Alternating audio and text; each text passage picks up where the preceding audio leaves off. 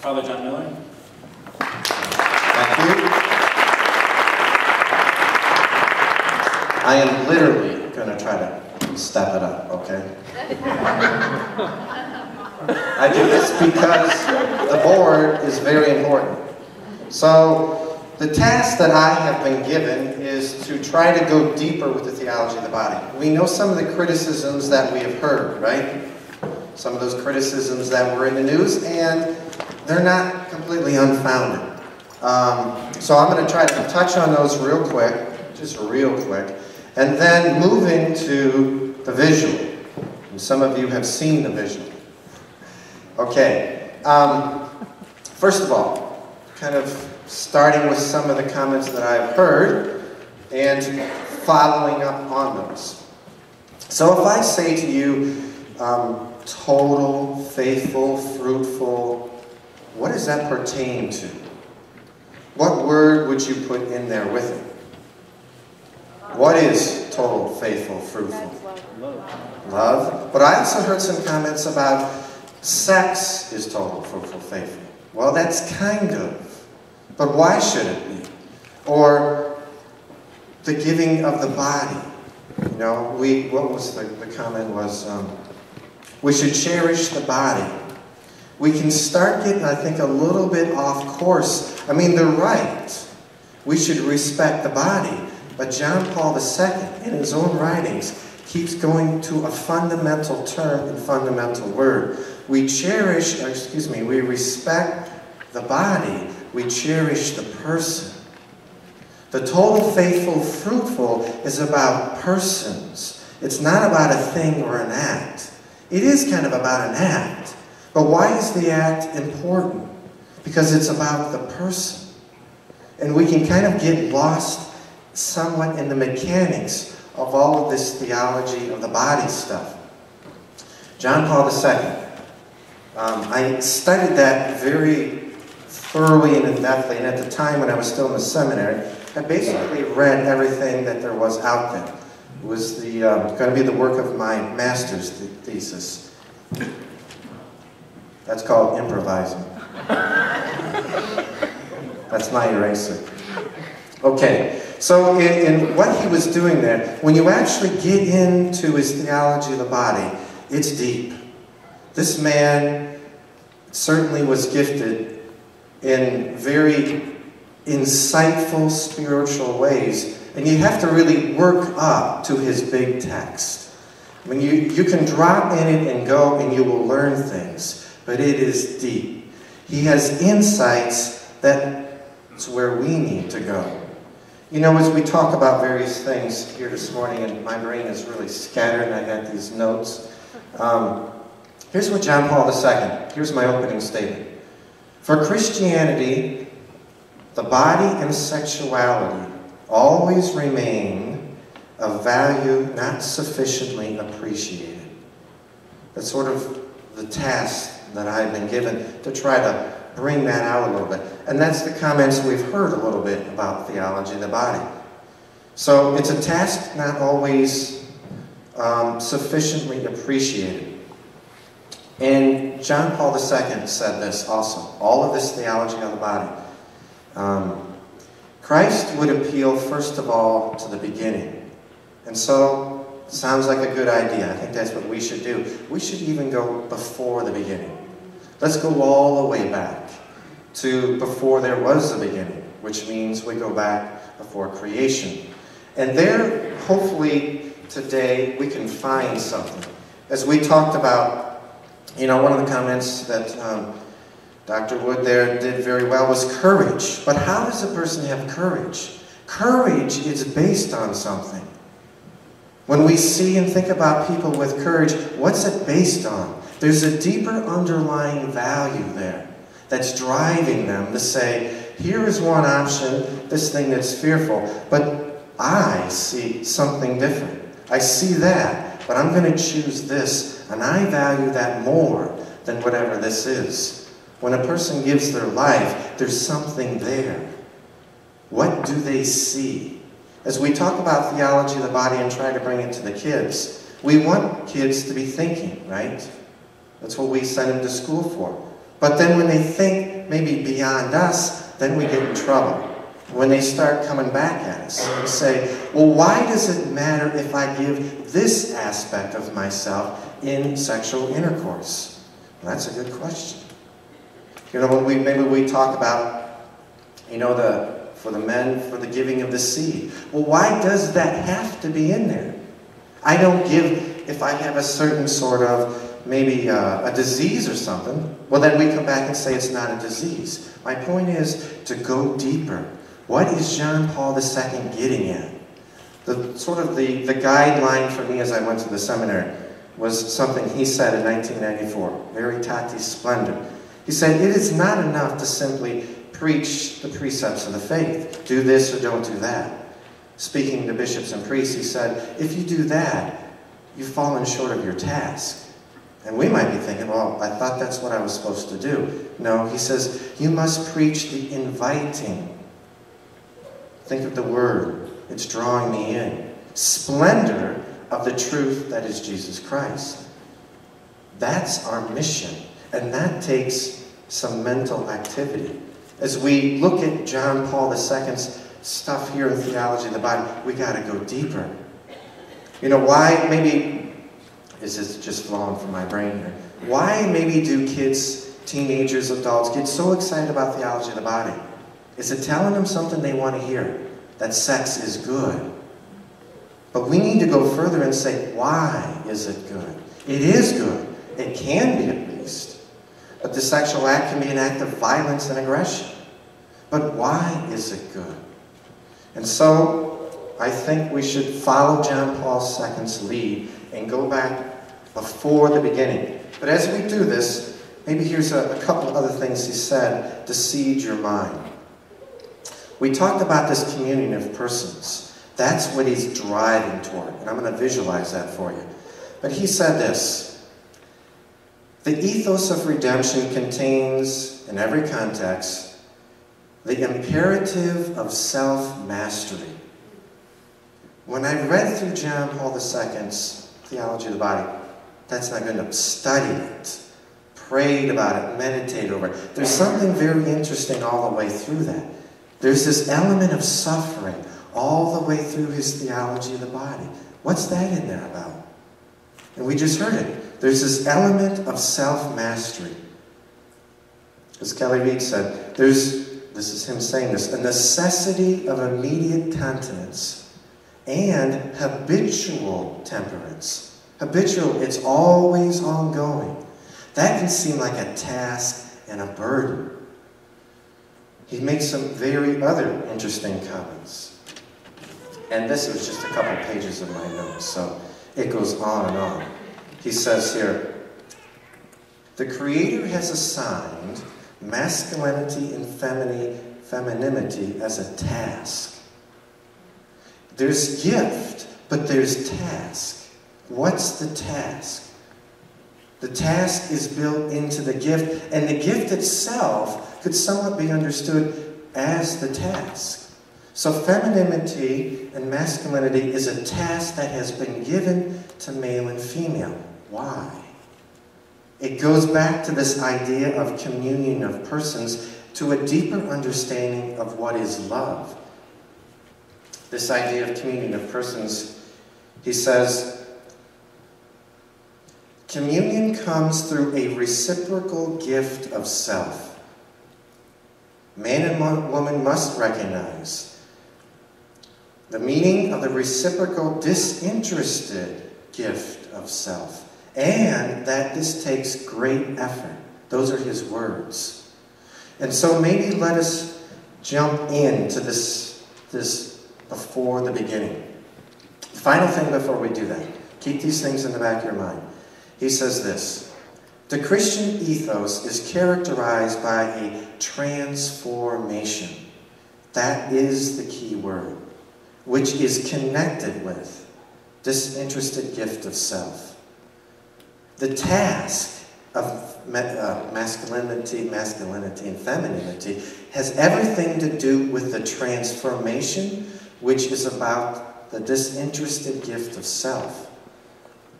So it's characterized by a transformation of the human person's conscience and attitude.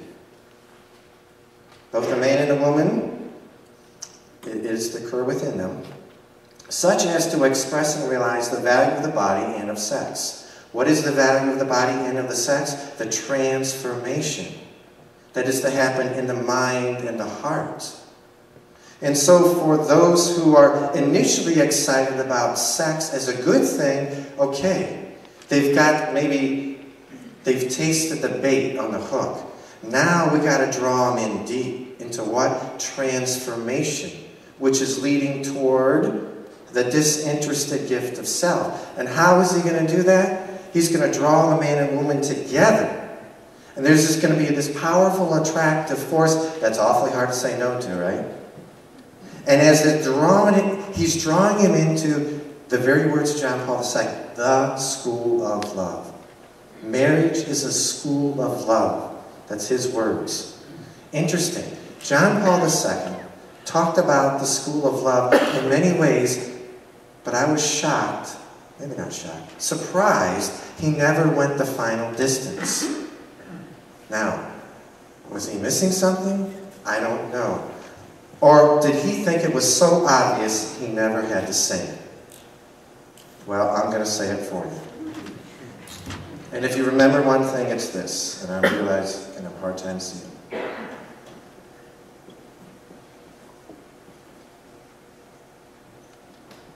Is the what? Life is the what? School of what? Love. Marriage has everything to do with that. And so does priesthood. The two vocations of service. Why does Satan attack those? They are the vocations of service, the vocations of actions. And what are those vocations about? Giving of self for the good of the other. The disinterested giving of self. And how does he attack it? We go back to Adam and Eve. I don't think another way of looking at Adam and Eve, it doesn't have to be quite as brutal as sometimes it's picturized. It's very simple. Satan begins to sow the seed of doubt. And he does it so well, and all of you know it. He starts by saying, boy, creation is a pretty good thing, isn't it? Yeah, look, he's working with them.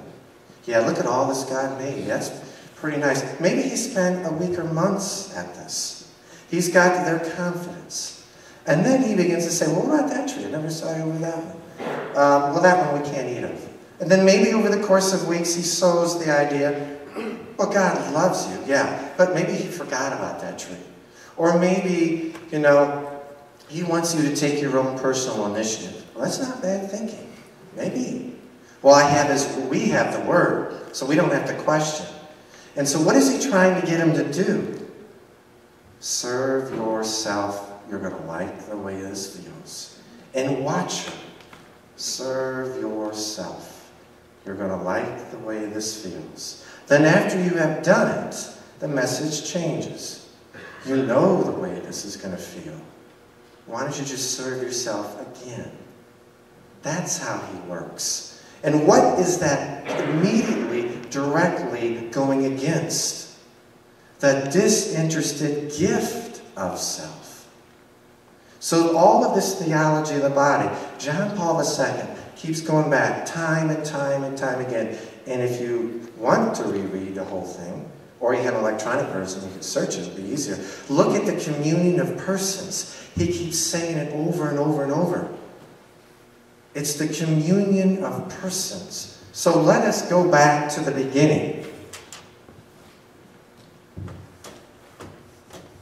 Very good eraser, Andrew. Okay. What was before the beginning? What existed? What we're going to talk about is the Trinity. And one of the things that sometimes kind of just slightly gets me going about the Trinity is it's a mystery. Stay away from it. Well, there's lots of mysteries in this world, and there's one of them. That's a mystery. But especially as the teenagers, do you enjoy that? Oh yeah.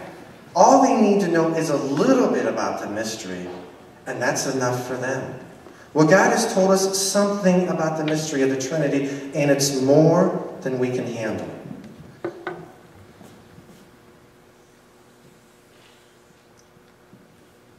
So I ask you now to visualize God. As you are visualizing God, what do you see?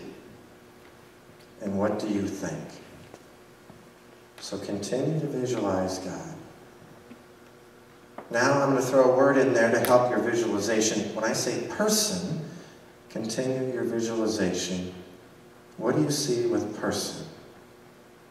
So the question is, do you see one person or three persons? Theologically, we say three persons, but I think in our experience, you only saw one person. That is not Christianity. Christianity is three persons.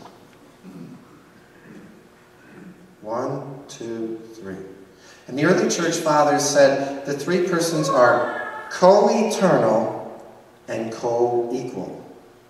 Co-eternal and co-equal. So which one of these is the Father? I'm not going to say. That's for you to decide. And which is the Son and Spirit. But we visualize one person. And I did that for so many years too. It was only late in the seminary that the light bulb turned on and says, Father Miller, at the time it was Seminarian Miller, that is not your faith. This is your faith. The Father, Son, and Spirit. That is God. If I draw three lines, 1, 2, 3, what do I have? 3 lines. Let's rearrange the 3 lines. What do I have? Why didn't you say 3 lines? I have 3 lines, right? And what's different? When I take the 3 lines and when I put them into relationship with one another, you would say, well, Father, yeah, you got 3 lines, but you got something more than 3 lines, right? So you better give it a new term so you don't confuse people. When the 3 are brought into relationship to one another, there's something more. When the 3 persons are brought into relationship, there is something more. We got to give it a new word. And what word do we give it? A nice 3-letter word. God. Incidentally, the Muslims have a very hard time. God is one. And we're like, we're with you. We're on the same page. No, you're not. Yes, we are. God is one, but He's what? This is one, but it's composed of 3 lines. Like my cell phone. Is it one?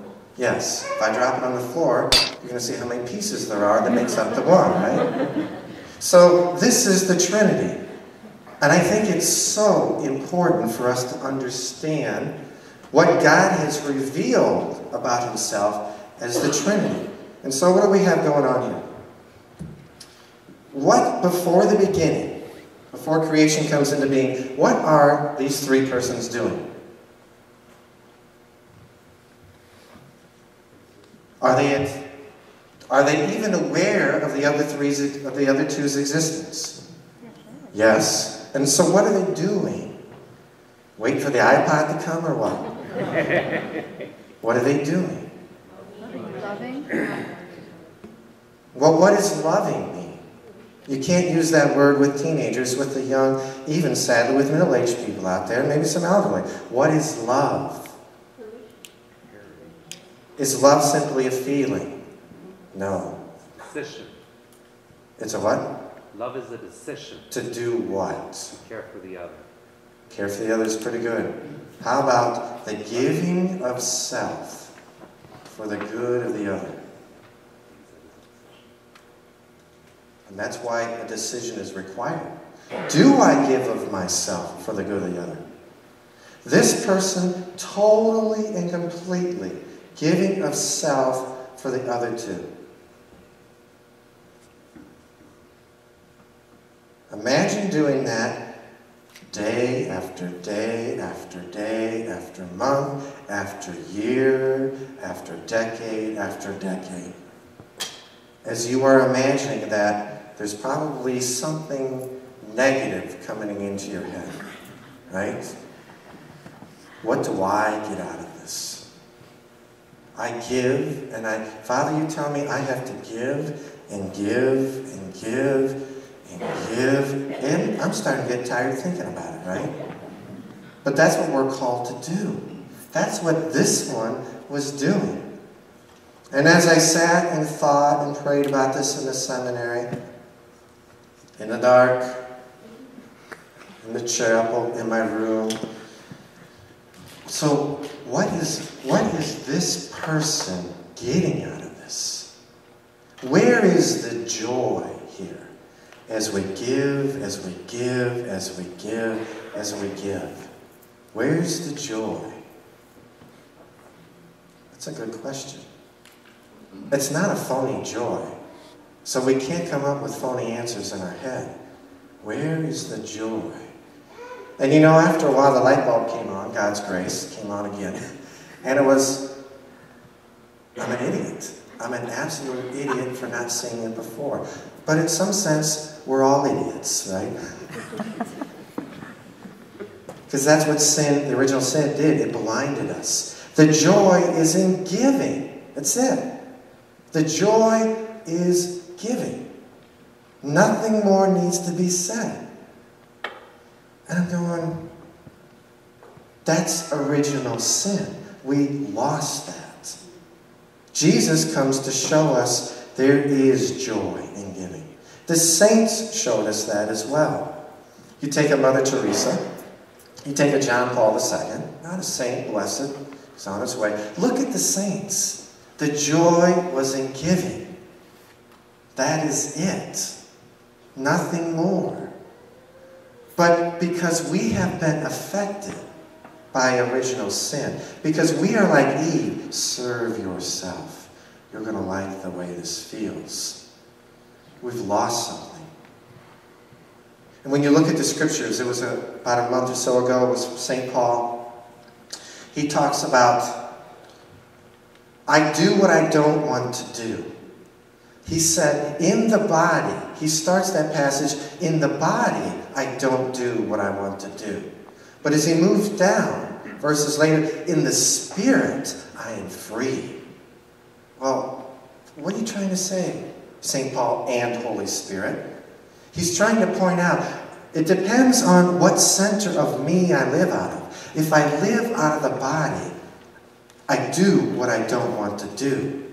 But if I live deeper from the heart and the mind, as John Paul II pointed out, the transformation of the heart and mind, then something different comes into being.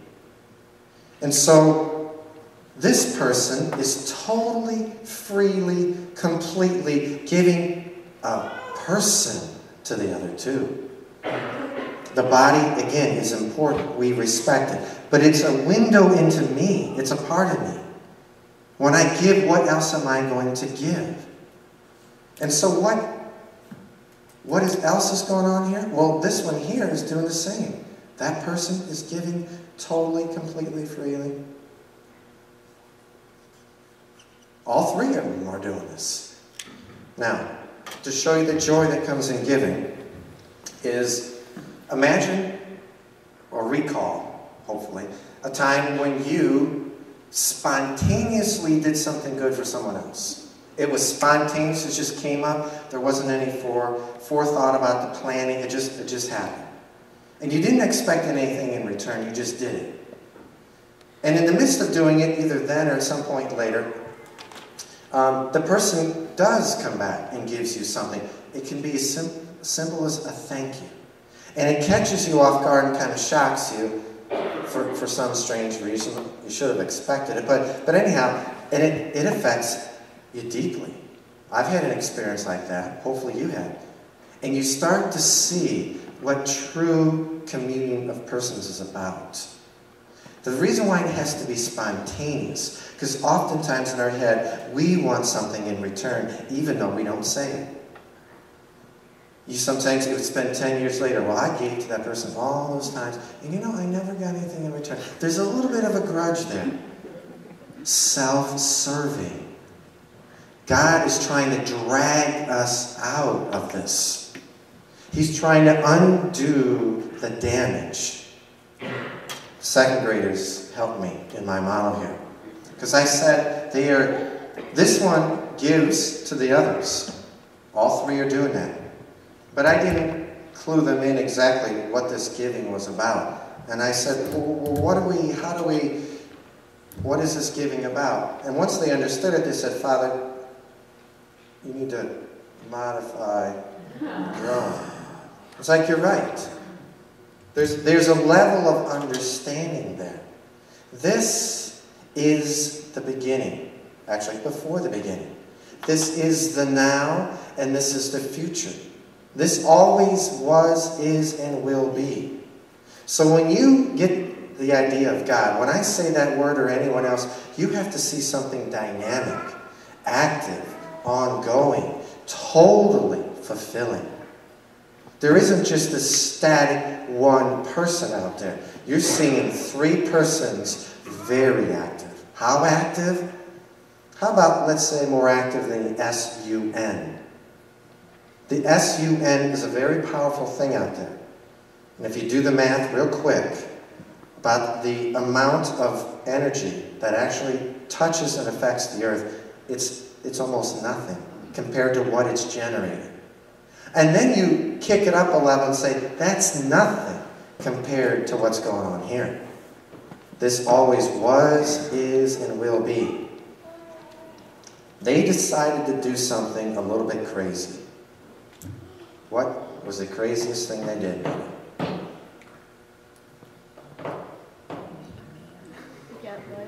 To make us. Here we are. I like stick figures. So the question is, why did they create us? Were they bored? Did they need something to do? No. They have everything right there. So why did they create us? JP2 points out very well. Because love wants to share itself. They have given you and me the best invitation there ever has been. This is better than the Cinderella story. They are inviting you to that, right into the center of it. Have you ever been given an invitation like that? Will you ever receive an invitation like that? Again, no. But how do you get back here if we have been deformed? How have we been deformed? How many of us totally, completely, fully give of ourselves for the good of the other person? You know, I wrestled a while in the New Testament with some of the Pauline scriptures that if you have lied, cheated, steal, no, it's present tense, it's not past. Liars, thieves, adulterers, fornicators, it goes on, will not enter the kingdom of heaven. I've done some of those things, and I began to wonder, so how does this salvation thing work? And there's two other places in there it says the very same things in different words. So, am I going to heaven or not? Anybody here will not serve self in any way, shape, or form. Totally, faithfully, completely, fruitfully will give of themselves here for the good of the other, exactly as these three are. That's where we're called to. Yes, God loves this person right here down on planet Earth. But that person's been given a great task. I have made you in my image and likeness. And to be here means you've got to be like these three. And so this process of undoing the damage of original sin starts here. Well, it all started here, actually. But this is our mission and our task. And so we have to kind of go back to the beginning.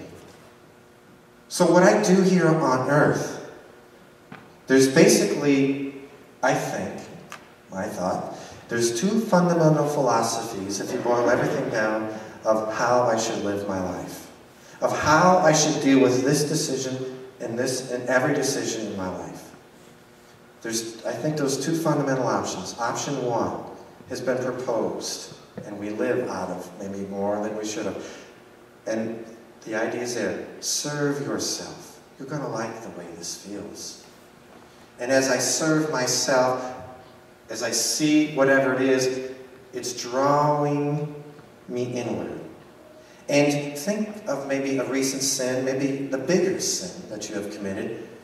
Isn't there like God knocking in the people around you?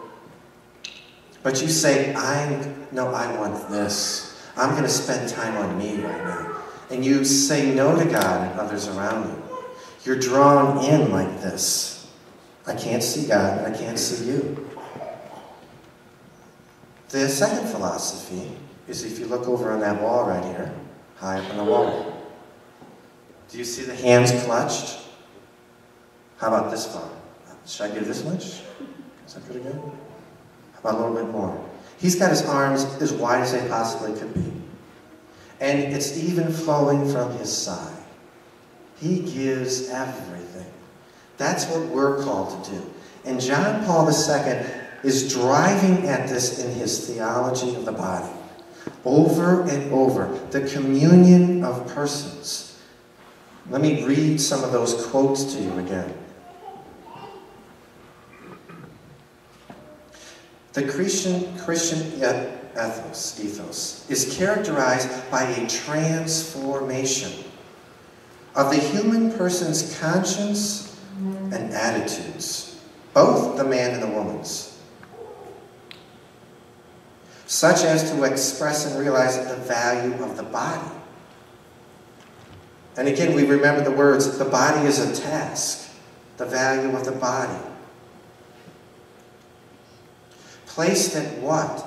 The service of the communion of persons. There is to be a transformation going on here. And he realizes in marriage. Marriage is filled with wonderful joys, but there are great tasks, challenges, and sufferings, right? He knows that. Let's go to, real quick, maybe like NFP. Why didn't he make females like maybe the elephants? They're only fertile every 2-4 years. That's pretty good, right? Why didn't he, going even further, this is on a homily once I gave, why didn't he, let's go even better, why didn't he give me command, I didn't go this far, but I will with you, why didn't he give me command of, even for a guy, my fertility, in the same way he does with other bodily fluids? When I go to the bathroom, I can say yes or no. Why didn't he give us that same ability? Interesting. Guys are always fertile. The ladies, it's once a month, approximately.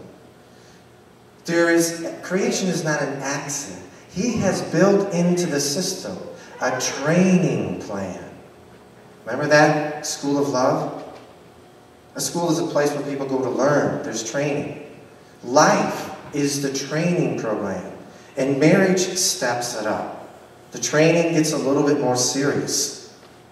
What's the training about? The giving of self. To what?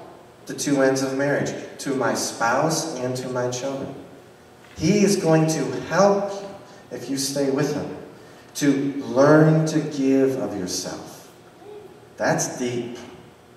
And John Paul II was looking, people not understanding their very existence. If I go to a job and I don't understand what my job is about, I'm going to invent my own job description. When there is meaning lacking, we fill it in and make it up ourselves. There are tons of people in this world who don't know what life is about. And we can't start to them on a high level. They're used to a very different world than we are. And they are inventing their meaning. When there is a vacuum, something will fill it. And that's what they're doing. And so you got to at least give them credit for filling the vacuum. But they're following the culture. They don't understand. And that is so sad. Because they are determining, you and I and them, the level of participation here. Some people can really give here, and some people can just barely squeak it out. My guess, I don't know, if Adolf Hitler got in here, he just barely squeaks it out.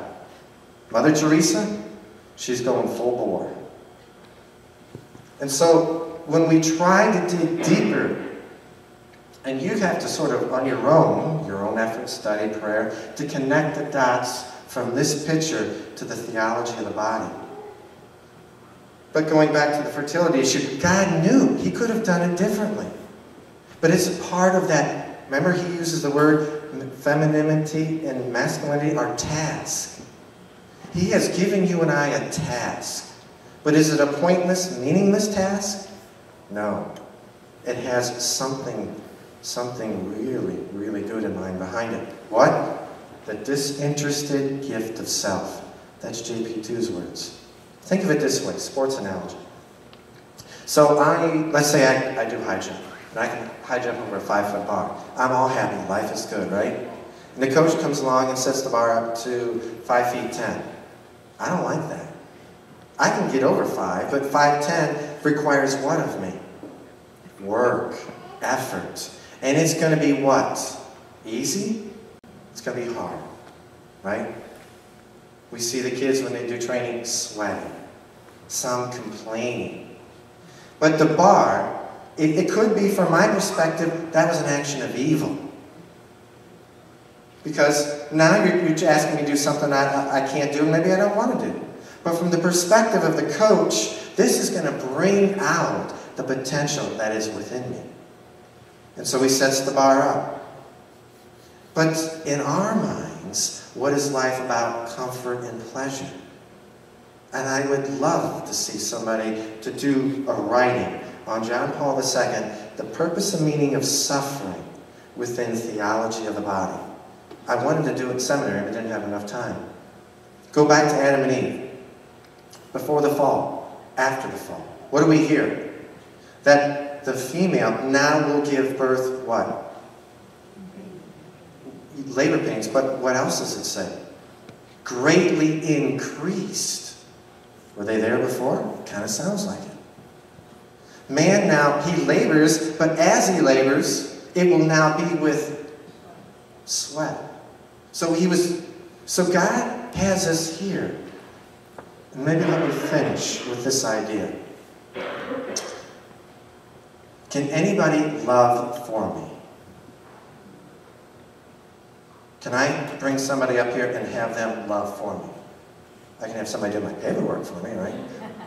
But I can't have a substitute for love. It has to be me. Can anybody force me to do it? Nope. You see our situation? God puts us here. He can't love for us, and He can't make us do it. We have to choose, will I love? And what is love? Disinterested gift of self. That's how I can love my enemies. It doesn't make sense to give them a hug, but I can love my enemies. And that's why we're here. He's giving us all the potential to love, but we must do it. Let's say heaven is not about this. Let's say it's about athletics again, okay? And I've got little Samantha here. She's only 14 months old. Is Samantha an athlete? People wrestle with that question. They're struggling because obviously she's not an athlete. But if they say no, they're concerned about what that means. Is she an athlete? No. Does she have the potential? Yes. How does Samantha become the athlete? She's got to get up and start taking her God-given potentials and exercising them, putting them to work. That's the only way she becomes the athlete. And she can become a really good athlete, or a mediocre athlete, or no athlete at all. She will make that decision her own, over time. But heaven is not about athletics. It's about what? Disinterested gift of self. So God has given each of us freedom. He's given you intellect and sort of the personality of the member. So personality memory is it's about the person.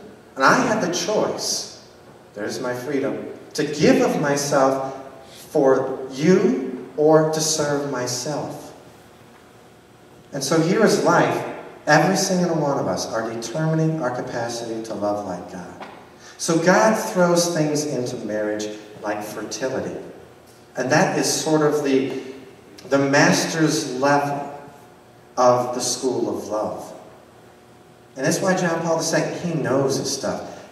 And maybe you have to spend time with this. He is going deep. I believe in my own heart, mind, he had been thinking about this for a long time. He started with his own experience as he struggled with the task of chastity in action, chastity in thought, chastity in heart. And he's a philosopher, so he's thinking about the whys and the hows. And he's starting to build all of this into his theology of the body. And at the end, he talks about in his theology of the body, fertility. He talks about continence. He talks about celibacy, like my own situation. So he's bringing all of those things in. So let me make a few quotes, and then I'll give you a chance for some questions. So the identity crisis that we have in our society, we have to go back, I think, to the purpose and meaning of life. And what Kelly Reed brought out there, very good. John Paul II was so insightful. What was the point in Genesis of solitary man? Man left by himself. As he's dazzled and awed by creation. As the time keeps going along. He sits there. When it's all said and done, it's not enough. The material world is not enough. It's something we can tap into people. Is the material world enough for you? The answer is no. God is programmed into us the desire of what? Visually, it's here. To be in communion of persons. The squirrel is programmed to get the nut and then, right? It's just programmed. Something has been put into us. And it's there. Who is the saint? The saint is this person. The saint is the one who is mimicking what the three persons are doing. That's who the saint is. That's the visual on that one. John Paul II said, do not be afraid to give yourselves what? What's the greatest fear? Giving of self for the good of the other. What's in it for me? What will that person do to me? There's the greatest fear. And Jesus at the cross shows us, doesn't matter if even death comes. You can give of yourself. I will take care of you on the other side. So JP's vision and purpose of his theology of the body, communion of persons. He's trying to answer the question of why we are here. Why is there suffering built in to masculinity and femininity? What can that bring us? He's trying to call us to love as God loves. And again, I'll finish with no better words than his own. The Christian ethos is characterized by a transformation of the human person's conscience and attitudes. At the service, masculinity and femininity is of communion of persons. This idea, communion through a reciprocal gift. Man and woman must reconstruct the meaning of the reciprocal, disinterested gift of self with great effort. So you want those quotes, I can send them around to you. Final thought, then your questions, is, and those couples that really enjoy marriage, we are told in heaven, you're neither given for marriage or taken for marriage. So what does that mean about your relationship? Again, the training program between husband and wife, it's training you for the book of Revelation. The 144,000, the countless host of angels and saints. And so in heaven, the relationship that spouses had with one another is there and even greater, but it's no longer exclusive. The way I gave to my spouse, don't think body, think person. And that communion that was brought up, that's what's going to go on with every single one of them. That's mind-blowing. Get your head around that too much, you'll lose your sanity. Okay, questions? Let's take two. Take two? Two questions. Any questions over here? No, we'll go over here. Go ahead.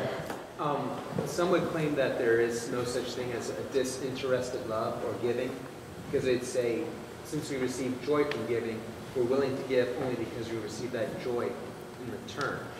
So that even the act of giving is a selfish act. What response would you have to that? So the question is that some people say there's no such thing as a disinterested gift of self, because joy does come back. Well, as our first speaker pointed out, Mr. Wood, Dr. Wood, is if you haven't suffered, you haven't had the chance to love. Because in suffering, when you meet those people who hate your guts, who don't do anything good for you, that's the person you got to love the most. Because that's going to help to bring out your selfishness. I must give to you, not because of what you're going to do to me, in good things. I give to you because I want to. Or at first, I choose to do that. And then, at some point, the joy will come. The joy is in giving. So I would say with that person is, they just need to sit in the dark or go out and experience life a little bit more, and they will see the opportunities are out there to give of myself. And that's part of the reason I think why God doesn't always allow us to experience all the joy. Because we're doing it then for the wrong reasons. It's a training program. Does that help? Sort of? So I guess to answer that one more time clearly is, a person like that has not yet been transformed. They haven't seen it. They're still living the lie of Satan. And if they go deeper, and if they look at the saints, then they will see, yes, it really does exist. Follow-up point on that before our last question, which is going to be who? Okay. I don't have a question, I have a comment. Okay. Father gave this talk at RCIA last year at St. Rose, and I was unbelievably impressed, and it just really illuminated things that I sent me in a whole new direction. You got the condensed version, though. But what it illuminated for me again and again, which I keep harping on all the time, is theology of the body is so much more.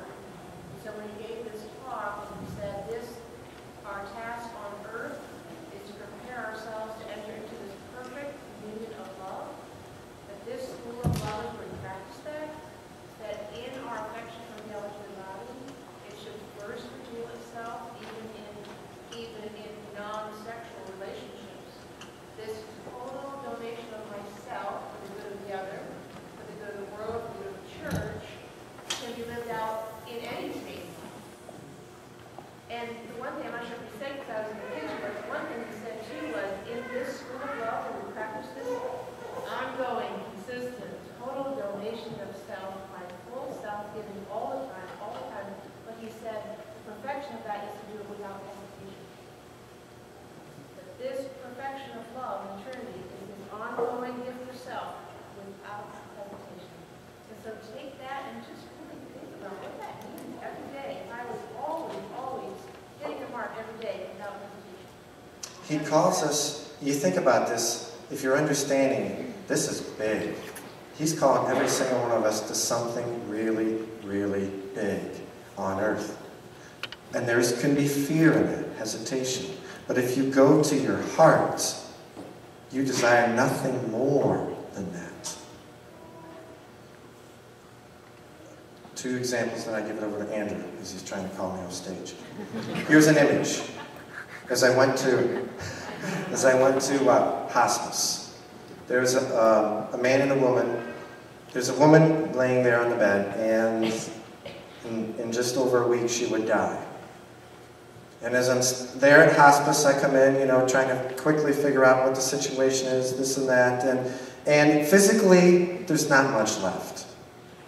Physically, this may seem crude, but there's not much attractive about her anymore, externally, physically.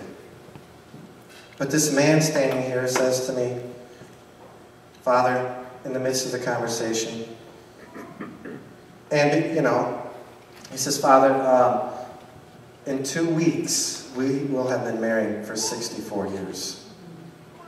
I think I may have had more hair than she did, Hers was distributed around the head. But the point is, look at theology of the body. There is nothing attractive about her physically. This man loves her. Not for the physical.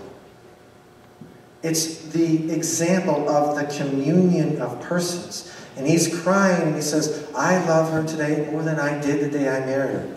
And he wasn't lying. He wasn't making this up. You don't do it at those occasions of life. That's where God is trying to take us. And the physical begins to drop out. It's about what's here, the union of persons. The act is about union of persons. He allows you. You are one of the only, we, human beings, we are unique in creation with maybe 1 or 2 exceptions. In the marital act, you are eyeball to eyeball. And the Indians said, it is the window to the soul, a union of persons. And so to see of what God is calling us toward, it certainly is something very awesome. And that in itself is fruit to think about for the rest of life. And if that doesn't motivate people, I'm not sure what's left. So here's Andrew.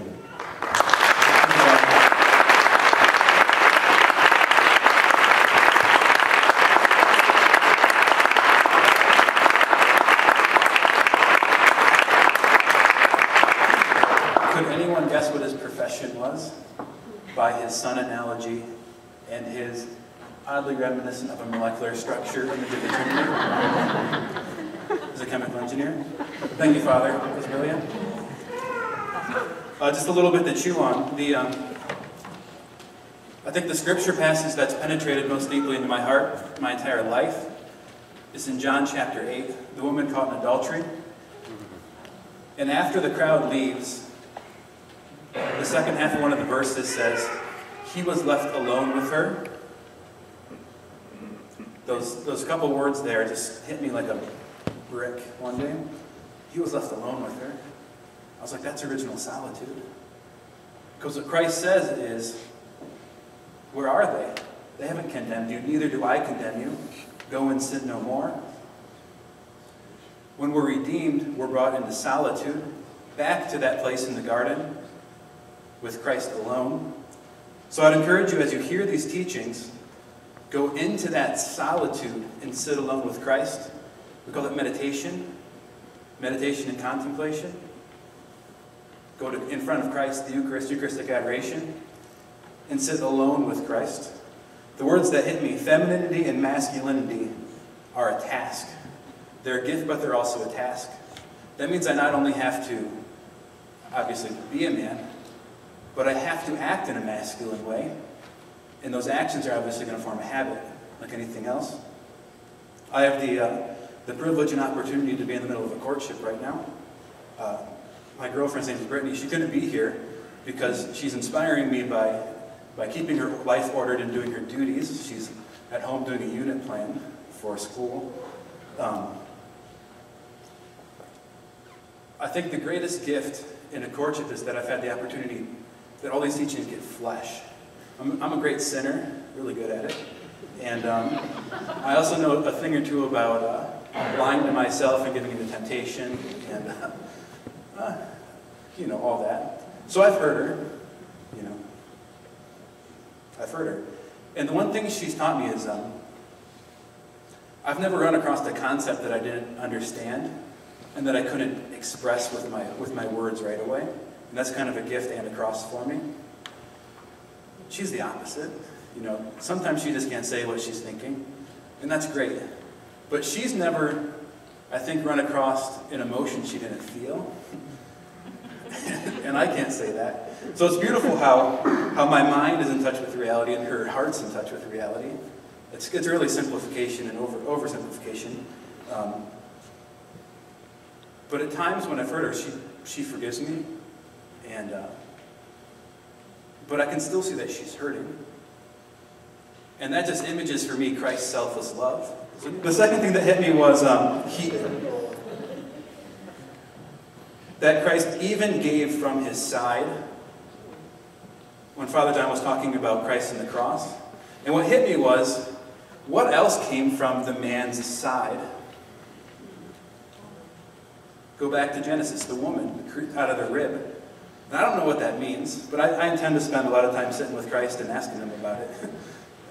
So we'll see how that comes. So spend time in meditation and in the silence. Let your life impact you and teach you about these teachings. And let these teachings impact your life. That's going to happen in solitude and in prayer. Spend time with the Eucharist by yourself, without noise. Okay, time for lunch.